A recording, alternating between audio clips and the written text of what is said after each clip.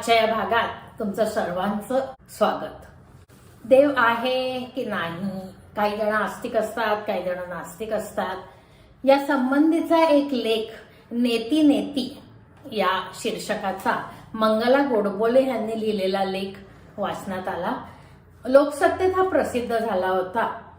तर या लेखाचं आज वाचन करणार आहोत आणि त्यांचे विचार त्याबद्दलचे आपण जाणून घेणार आहोत.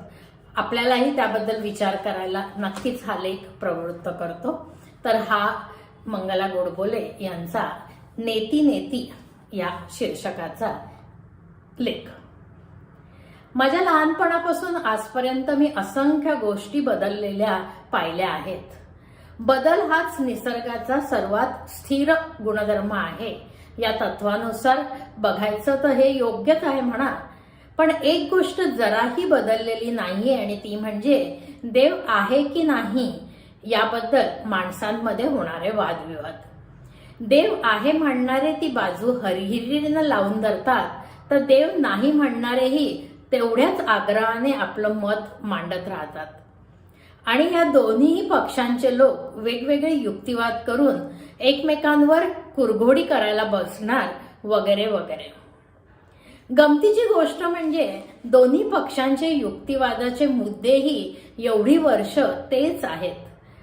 अस्ति पक्षाचं म्हणजे आस्तिकांचं म्हणणं आहे की माणसाच्या हातामध्ये काही नाही, सगळं जे जे काही घडतं ते यदुच्छेने घडतं, पटावरील प्याद्यांसारखी माणसं फिरवली जातात. नास्तिक पक्षाचं म्हणजे नास्तिकांचं म्हणणं आहे एवढा तुमचा देव आहे असं तुम्ही म्हणता, मग त्याला या जगातलं दुःख, दैन्य, अन्याय हे कसं हो दिसत नाही? साक्षात देवळासमोर, देवळाच्या बाहेर भिकाऱ्यांची, लुळ्या पांगळ्यांची गर्दी का बरं? आस्तिकांनी म्हणायचं एरवी गप्पा मारायला सगळे शूर असतात हो, पण स्वतःवर संकट आलं की कळतं. नास्तिकांनी म्हणायचं उभा जन्म देव देव करणारेही अखेर गंभीर आजारांनी खितपत पडलेली दिसतात. त्यांनी देवाचं एवढं केलेलं जातं कुठे? कोणी अचानक म्हणायचं देवाला निवृत्त करा, तर लगेच कोणी उत्तर द्यायचं निवृत्त करा म्हणता म्हणजे मुळात तो आहे हे तुम्ही मान्य करता. कोणी म्हणायचं माझं काम, माझी कला हा माझा देव आहे, तर कोणी म्हणायचं माझी कला तरी तोच माझ्या हातून करवून घेत आहे. परी त्या विश्वंभरे बोलविले असं संतांनीही मान्य केलंय, मग माझ्यासारख्या पामराचं काय? हे कबूल करूनही पामर बोलायचं तेवढं म्हणजेच गाडाभर बोलतातच. काळाच्या ओघात हे बोलणं आताशा अंमळ जरा जास्तच उच्चवरांचं सार्वजनिक होत चाललंय. हे बघणं ऐकणं त्रासदायक होतं.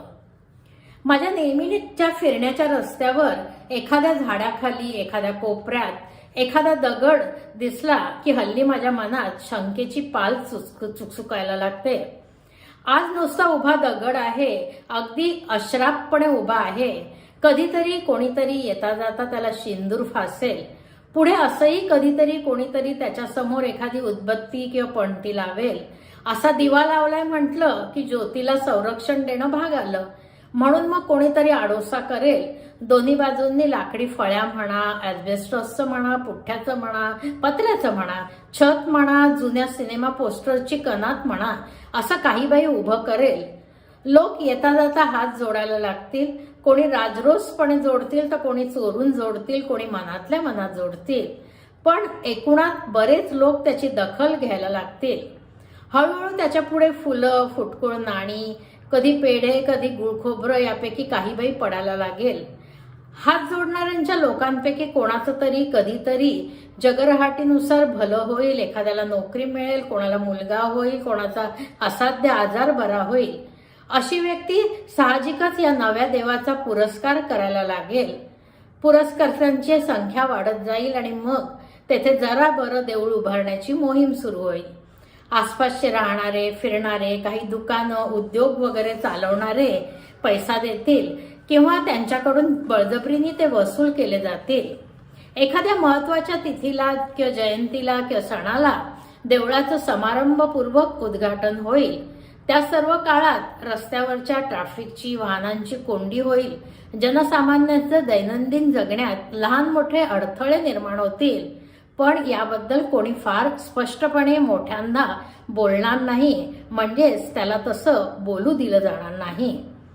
आपल्याकडे अशा नाजूक विषयांवर खरं खरं बोलण्याचं स्वातंत्र्य थोडंच आहे. करता करता त्या नव्या देवळाचे सण उत्सव यासाठी खंडणी गोळा करणं असं सगळंच बळावेल. जीर्ण होण्यापूर्वीच देवळाचा वारंवार उद्धार होईल. उद्धार करायला मोकळा वेळ आणि पैसा खूप लोकांकडे असतो, त्याचा सदुपयोग व्हायला हवा ना. माणसांमध्ये सदुपयोगाची स्पर्धा लागेल.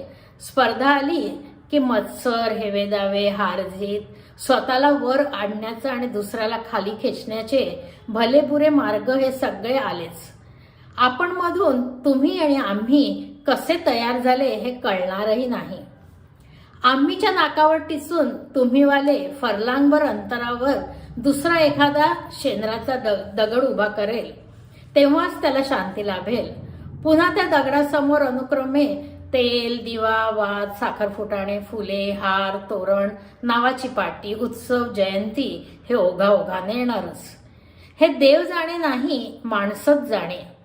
त्यावरून कधी काळी ओढवणारा संघर्ष, संहारही माणूसच जाणे. हे सगळं ज्यानं त्यानं स्वतःपुरतं घरात बंदिस्त ठेवलं असतं तर काही फरक पडला असता का? नसता. म्हणजेच त्यांच्या मनस्वास्थ्यामध्ये फरक पडला नसता. नमस्कार, चमत्कार, पूजापाठ, आरती, प्रसाद हे सारं घरीही होऊ शकतं. खरं म्हणजे जास्त शांतपणा आणि एकाग्रतेने होऊ शकतं.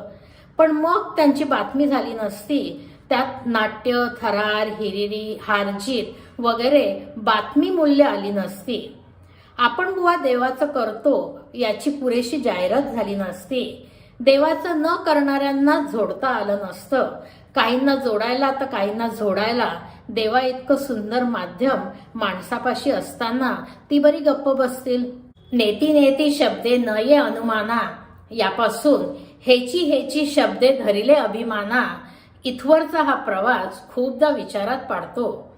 या विषयावर इतक्या थोरामोठ्यांनी इतकं काही लिहून ठेवलंय की त्याच्यात लाक्षणिक अशी भर घालण्याची माझी कुवतही नाही आणि अधिकारही नाही.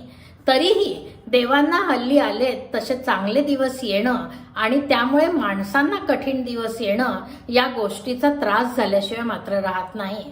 आपल्यासारख्या निधर्मी देशांमध्ये हे कुठवर चालणार, हे किती दिवस चालणार आणि हे किती बळावणार, याची झळ कोण कोण आणि कशी कशी सोसणार, या संदर्भात दोन ज्येष्ठांचे विचार उद्धृत करण्याचा मोह आवरत नाही. ज्येष्ठ कवी कुसुमाग्रज म्हणत असत, परमेश्वराबद्दल चर्चा करण्यात फारसा काही अर्थ नाही. ज्यांना तो हवा असतो त्यांच्यासाठी तो असतो, ज्यांना तो नको असतो त्यांच्यासाठी तो नसतो. आगरकरांनी तर स्पष्ट लिहून ठेवलं आहे की या विश्वामधील अंतिम सत्य मनुष्याच्या बुद्धीच्या पलीकडचं आहे. म्हणून मनुष्याने आपल्या ज्ञानेंद्रियांची सध्याची मर्यादा लक्षात घेऊन ईश्वराच्या अस्तित्वाबद्दल किंवा नास्तित्वाबद्दल काथ्याकूट करत बसणं हे निरर्थक आणि व्यर्थ आहे. आगरकरांनी अनंत वर्षापूर्वी हे लिहिलं तेव्हापासून मानवी बुद्धीनं खूप काही मोठी मजल मारली आहे हे खरं. विज्ञानाच्या अनेक शाखातून प्रगतीही झाली आहे हेही जाणवतं. तरीही विश्वाच्या निर्मितीच्या मागचं अंतिम सत्य हे आजही मानवी बुद्धीच्या पलीकडेच राहिलेलं आहे. मनुष्याच्या ज्ञानेंद्रियांचा आजही मर्यादा आहेत. हे लक्षात घेता ईश्वराच्या अस्तित्वाबद्दल किंवा नास्तित्वाबद्दल काथ्याकूट करणं आजही निरर्थक आणि व्यर्थ आहे हेच खरं. ह्यापेक्षा तो ज्यानं त्यानं आपापल्या आकलनानं आपापल्या घरामध्ये आपापल्या मनामध्ये जपत राहावा, भजत राहावा. माणसाच्या शरीरा इतकीच त्याची भक्ती ही खाजगी वैयक्तिक बाब असावी. हेच कदाचित माणसाच्या हिताचं ठरेल आणि देवाच्याही. तर मंडळी, लेख तुम्हाला कसा वाटला? तुमचे याबद्दलचे विचार काय आहेत? तुमच्या प्रतिक्रिया काय आहेत? जरूर कळवा. तुम्हाला आमचा भाग आवडत असेल तर लाईक करा. इतरांपर्यंत पोहोचण्यासाठी तो जास्तीत जास्त शेअर करा. आमचं चॅनल सबस्क्राईब केलं नसेल तर तेही जरूर करा ही विनंती. भेटू पुन्हा नवीन भागात नवीन विषयांसह. तोपर्यंत नमस्कार.